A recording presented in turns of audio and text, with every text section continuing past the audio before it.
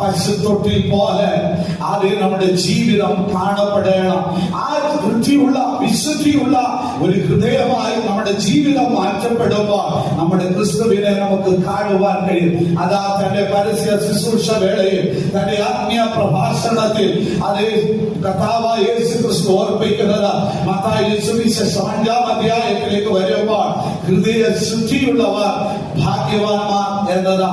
അവർ ദൈവത്തെ കാണും എന്നൊക്കെ വായിക്കുകയാണ്. നമ്മുടെ ജീവിതത്തിൽ, നമ്മുടെ ഹൃദയത്തിൽ ദൈവം വസിക്കണമെങ്കിൽ നമ്മുടെ ഹൃദയം ഒന്നാമത് ശുദ്ധിയുള്ളതായി ശുദ്ധീകരണം പ്രാപിക്കണം. നമ്മുടെ ഹൃദയം ശുദ്ധീകരണം പ്രാപിക്കണമെങ്കിൽ ദിനം തോറും നമ്മുടെ ജീവിതത്തെ ദൈവസന്നിധിയിൽ താഴ്ത്തി ഓരോ നിമിഷവും ദൈവ കരങ്ങളിലേക്ക് നമ്മെ സമർപ്പിച്ച് കടന്നു പോകുമ്പോൾ ക്രിസ്തു നമ്മിൽ ഉരുവായി കടന്നു വരികയാണ്. അതേ ക്രിസ്തു നമ്മിൽ ജനിക്കുന്നതായി കാണപ്പെടുന്നു. ആകയാൽ ഇന്ന് പകൽക്കാലവും അപ്രകാരം ഒരു അനുഭവം ഓരോ ദൈവമൈതന്റെ ജീവിതത്തിലും കാണപ്പെടട്ടെ. ഞാൻ വേഗത്തിൽ കടന്നു പോകുന്നു.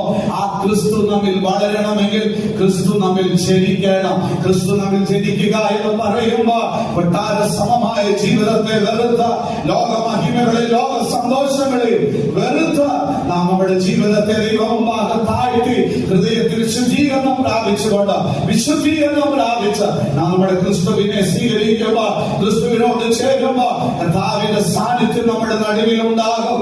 അതേ നമ്മുടെ ഹൃദയം ശുദ്ധീകരണത്തോടെ കാണപ്പെടുന്നുവെങ്കിൽ നമ്മുടെ കർത്താവിന്റെ മുഖത്തെ ദർശിച്ചുകൊണ്ട്, നമ്മുടെ കർത്താവിനെ കണ്ടുകൊണ്ട്, ക്രിസ്തുവിന്റെ സാന്നിധ്യം അനുഭവിച്ചുകൊണ്ട് നമ്മുടെ ജീവിതത്തെ മുമ്പോട്ട് കൊണ്ടുപോകുവാൻ കഴിയുക. അടുത്ത ഭാഗത്തേക്ക് നാം കടന്നു വരുമ്പോൾ യോഹന്നാൻ അവിടെ വെളിപ്പെടുത്തുന്നു, ആ ക്രിസ്തു എന്നിൽ വളരണം. ക്രിസ്തു എന്നിൽ ജനിക്കുക മാത്രമല്ല, ക്രിസ്തു എന്നിൽ വളരണം. ക്രിസ്തു നമ്മിൽ വളരുക എന്ന് പറയുമ്പോൾ ക്രിസ്തു നമ്മിൽ എങ്ങനെയാണ് വളരുന്നത്? നാം ഉദാഹരണമായി പഠിക്കുമ്പോൾ ഏതെങ്കിലും ഒരു ചെടി നാം നമ്മുടെ മിറ്റത്തോ പറമ്പിലോ കൊണ്ടുവയ്ക്കുമ്പോ ആ ചെടി വളർന്നു വരുവാൻ നീ കൊണ്ടുവച്ചിട്ട് ഏറിയ നാളുകളിൽ കഴിഞ്ഞ് തിരിച്ച് കടന്നു ചെല്ലുമ്പോൾ അത് വളർന്നു നിൽക്കില്ല.